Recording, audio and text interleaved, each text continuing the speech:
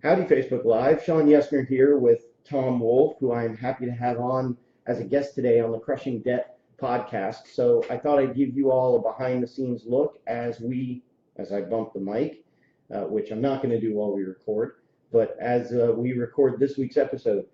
Tom is a business coach. He's an author. He's a speaker. And so if you have questions about increasing your performance and living a life of intention and living a life of identity and destiny, then Tom is the guy to see. So I'll get started here on the podcast, and if you're ready. Okay, let's do it.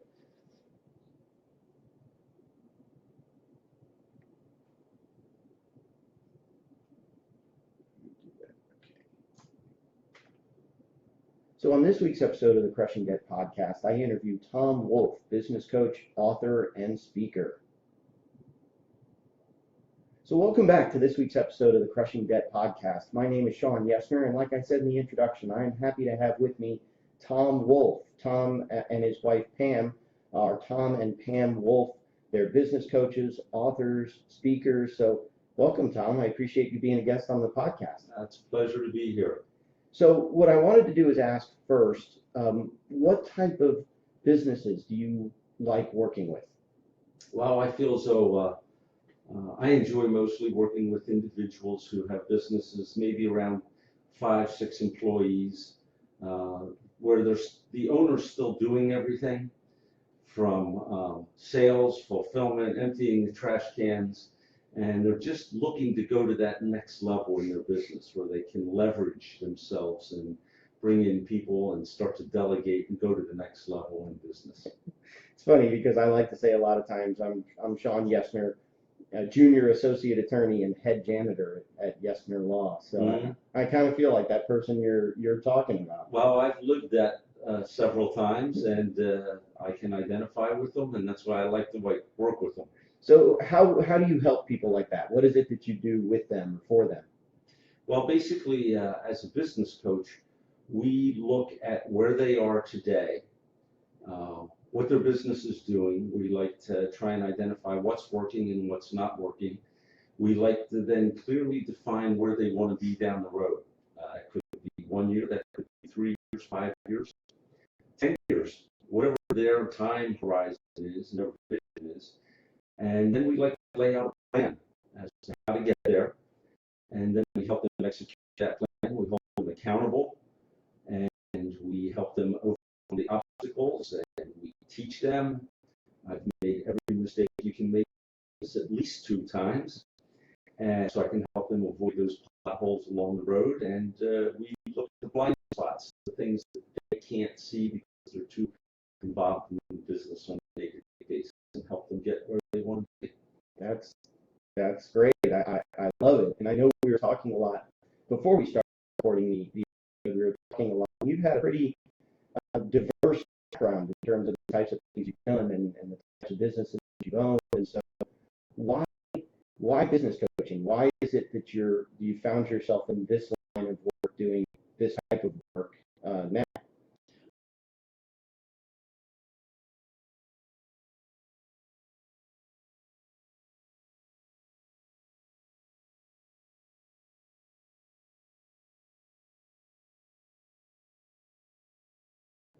And over 20 years, we built that to about 5 offices, several hundreds of employees. We were doing about 20 million in revenue, and the industry started to consolidate, and we sold it. I then went into another business, which was a business where we coached people who wanted to be in business for themselves to help them find the business that fit them best. I built that up and sold it. Built up 10 Great Clips hair salons in Tampa Bay, doing $3.5 million in revenue and $10 walk-in, no appointment haircuts, and we sold that. Can you see a trend here? I build them and I sell them. I do see the trend, although for those watching on Facebook Live, for those of you who know me, I really have no interest in Great Clips. I apologize for that. I have no use for Great Clips. My kids have actually been to one of the Great Clips that you used to own Yes. out here in the area to get their hair cut. But But me personally, it's just something that I haven't been in a long time. Okay. So I can see why. there you go. So then what? After Great Clips, then what? Well, I had always had another business idea, and I'd say, okay, here's what I'm going to do, Lord bless it. And this time I said, well, maybe I ought to wait and see what he wants me to do. So I noticed a lot of things coming across my desk on purpose, the concept of meaning for life. And actually, maybe that's what I was searching for myself and didn't know it. And I read about 40 books on purpose, and felt that there was a lot of woo-woo out there that wasn't very effective. So I developed a coaching program with 7 steps for people to answer the questions, who am I and why am I here? And to find meaning and purpose in life. And that coaching program has since turned into a workbook uh, that we sell ourselves as well as on Amazon. And it is Living in Your God-Given Sweet Spot, Identity and Destiny by Tom and Pam Wolf.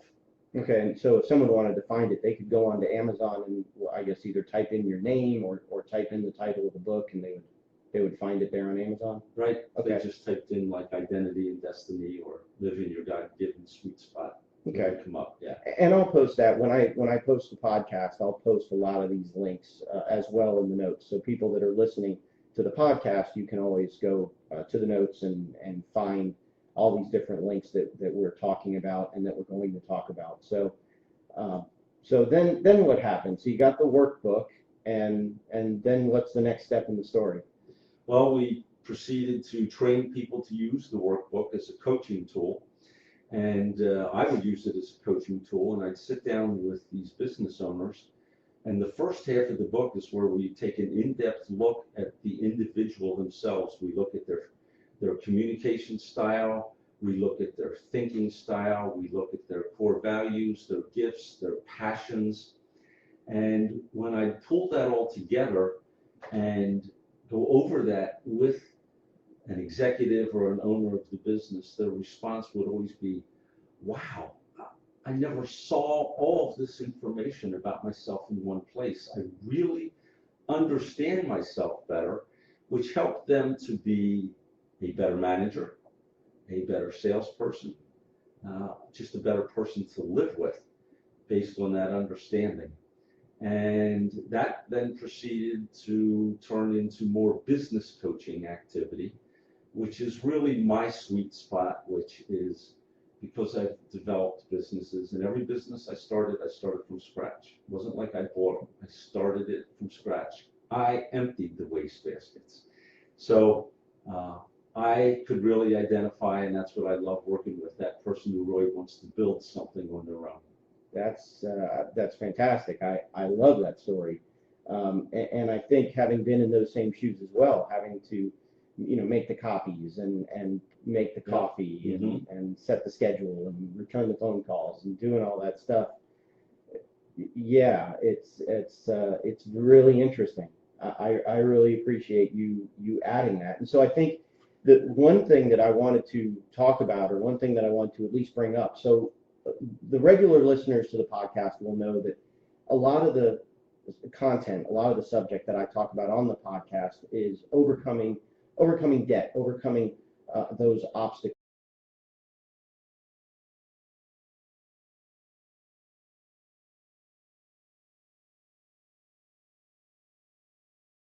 Business coaching, there's 2 ways to make money: increase revenue or decrease expenses.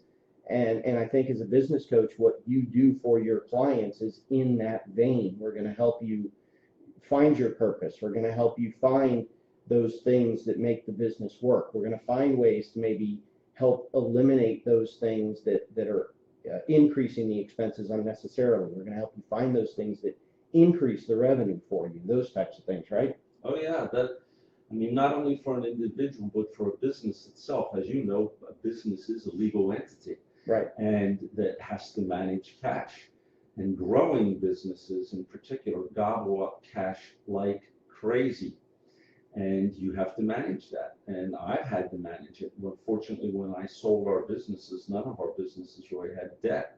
So It wasn't like I capitalized these things with tons of money. I mean, I can tell you every business was undercapitalized and bootstrapped, but we were very conservative with the money, and we managed it so that when there was a downturn in the economy, we could weather it. Right. And And then that's now what, in part, that's now one thing that you help your clients do from a coaching Correct. perspective. Mhm. So we're about, yeah, we're about out of time. Is there anything else that you wanted to add in particular? I would just say that it's important for business owners and individuals to realize the importance of accounting and understanding it.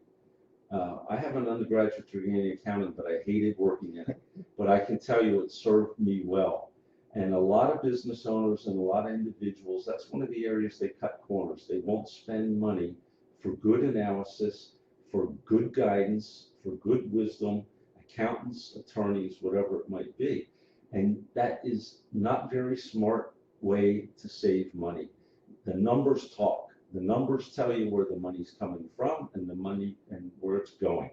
And by being able to look at that and analyze it, you really can control the result. Yeah, I agree completely. My undergraduate degree is in accounting as well. Although I never went into accounting, I knew that I always wanted to be an attorney. But I thought if the law doesn't work out, I wanted to go into accounting. My father is a CPA. Okay. And so I thought if the law doesn't work out, I'll go into the family business. So, but I agree with you, knowing how to balance your checkbook, knowing how to read a financial statement, knowing how to look at a closing statement, knowing how to look at budgets and doing all that stuff. The accounting background to me has been invaluable for that kind of stuff. Exactly. Even as a business owner, as a bankruptcy attorney, from all those different perspectives, the accounting degree has been invaluable. So if you want to get a hold of Tom, I've got a couple of websites here. You can go to tomandpamwolf.com. That's all spelled out. Tom, Tom, and A-N-D, Pam, P-A-M, Wolf, WOLF.com. You can also go to identityanddestiny.com. Again, the and is spelled out, so identity, A-N-D, destiny.com. And then I'll post, Tom, your phone number. Your email is tom@tomgwolf.com. I assume G is your middle initial. Correct. There you go. So I will post all of that in the show notes to those of you who are interested in getting a hold of Tom. Tom is also, we're recording this on Facebook Live, and Tom has also become a fan of the Yes Nor Law Facebook page, so you can also find Tom that way. And I think that pretty much takes the rest of our time here on the podcast. So again, I really, really appreciate you being a guest this week, Tom. Thank you for coming on the show. My pleasure. And we look forward to talking to you in next week's episode of the Crushing Debt podcast. And then that stopped. And then, howdy Facebook Live. I see Stephen is on Facebook Live, and so to Stephen I would say thank you for watching the Facebook Live and get back to work. He's actually in the other room over there. So